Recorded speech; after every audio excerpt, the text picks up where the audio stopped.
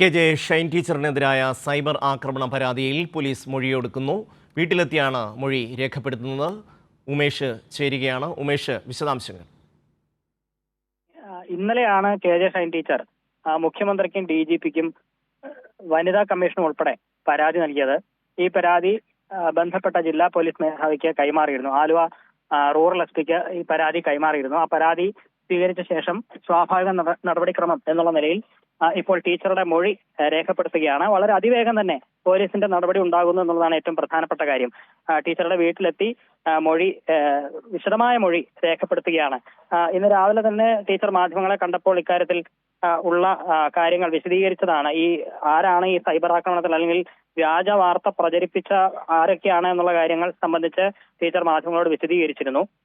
കോൺഗ്രസിന്റെ social media കൈകാര്യം ചെയ്യുന്ന കെടാമംഗലം സ്വദേശിയുടെ ഫേസ്ബുക്ക് പേജിലാണ് ആദ്യം ഇത്തരത്തിൽ വ്യാജ വാർത്ത പ്രത്യക്ഷപ്പെട്ടത്. അതിനുശേഷം നിരവധി കോൺഗ്രസിന്റെ സോഷ്യൽ മീഡിയ ഗ്രൂപ്പുകളിലൂടെ ഈ വ്യാജ വാർത്ത പ്രചരിപ്പിക്കുകയായിരുന്നു. അതുകൊണ്ട് തന്നെ ഇതിന്റെ ഉറവിടം അല്ലെങ്കിൽ ഇത് പ്രചരിപ്പിക്കുന്നതിന് പിന്നിൽ കോൺഗ്രസ് ആണ് എന്നുള്ള കാര്യം ടീച്ചർ തന്നെ വ്യക്തമാക്കിയതാണ്. ഇതുമായി ബന്ധപ്പെട്ട ചില സ്ക്രീൻഷോട്ടുകൾ അടക്കം ഉൾപ്പെടുത്തിയാണ് കെ ജെ ഷൈൻ ടീച്ചർ പരാതി നൽകിയിട്ടുള്ളത്. ആ പരാതി ലഭിച്ച ഉടൻ തന്നെ ഈ അപകീർത്തികരമായ ഉള്ളടക്കം പോലീസ് നീക്കം ചെയ്തിരുന്നു. അതിന്റെ ഭാഗമായി ഇപ്പോൾ ടീച്ചറുടെ വിശദമായ മൊഴി രേഖപ്പെടുത്തുകയാണ്. ഈ മൊഴി രേഖപ്പെടുത്തിയതിനു ശേഷം ഈ സംഭവത്തിൽ ഈ പരാതിയിൽ കേസെടുക്കാൻ തന്നെയാണ് പോലീസിന്റെ തീരുമാനം. ഉമേഷ്, നമുക്കറിയാം കോൺഗ്രസിന്റെ പ്രമുഖ നേതാക്കൾ BRM ഷഫീർ, അതുപോലെ തന്നെ ജിൻഡോ ജോൺ അടക്കമുള്ളവർ ഈ വിഷയവുമായി ബന്ധപ്പെട്ട് ഫേസ്ബുക്കിൽ പോസ്റ്റുകൾ ഇട്ടിരുന്നു. പിന്നീട് അവർ പിൻവലിച്ചു. കോൺഗ്രസുമായി ബന്ധപ്പെട്ട് ഒരുപാട് പേർ അപവാദ പ്രചരണവുമായി രംഗത്തുണ്ട്. ഈ ആൾക്കാർക്കെതിരെ എല്ലാം തന്നെ നടപടിയിലേക്ക് പോലീസിന് പോകാൻ കഴിയുമോ?